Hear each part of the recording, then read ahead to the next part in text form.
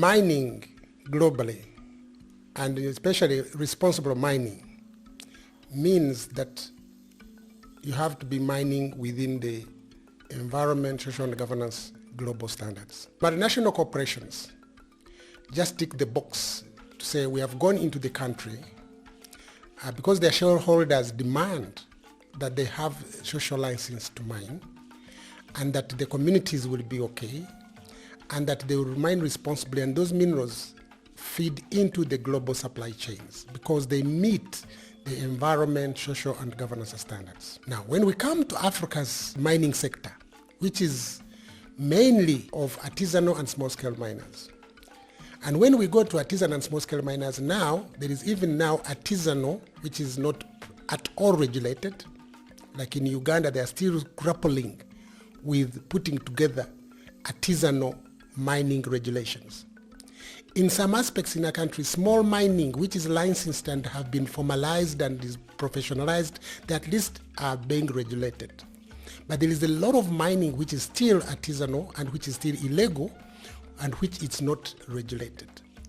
And this one is destroying the environment, and they are actually contributing to even health and safety issues for the humans and the animals living around. And when you bring in the impact of climate change, the challenge is immense. I, in the past 1 year as Minerals Africa Development Institution, have been in Zambia and I've been in Uganda looking at miners in gold in Zambia, and I have been looking at miners in the tin sector in Uganda, and the difference is the same. These young people who are driven by poverty with unemployment are digging pits looking for minerals. A lot of them are dying in Zambia. Several papers have been reporting deaths of tens of 8 years. They are dying in pits. But what is also the biggest problem statement is the destruction of the environment. Because they don't mine with geological data, they have no precision, they dig everywhere. As you will see in Zambia in the next clip, you will see that these illegal miners have moved in and have excavated hundreds of square kilometers. We have estimated over 300 square kilometers of illegal mining has left the whole environment inside out. However, in order to now move back and to avert the climate change which has already started impacting these countries, example good one is the prolonged drought in Zambia. The 2024 saw Zambia with a prolonged drought that never had been.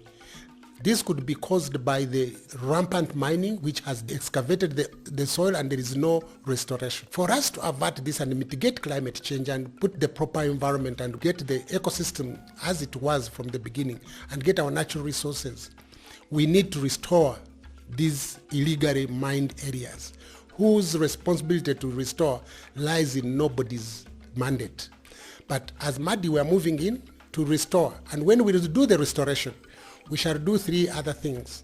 One is to ensure that there is water, that then that land that has been restored can be used effectively, for instance, agriculture.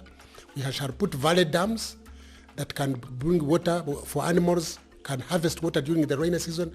But we also do tree planting, and we intend to replant indigenous trees that were there, which can be drought resistant. So this is the solutions we are going to bring in Africa. Wherever we are, we need partners to come with us. We restore these areas. We give people hope, and then we continue with sustainable development for Africa. That's what it means.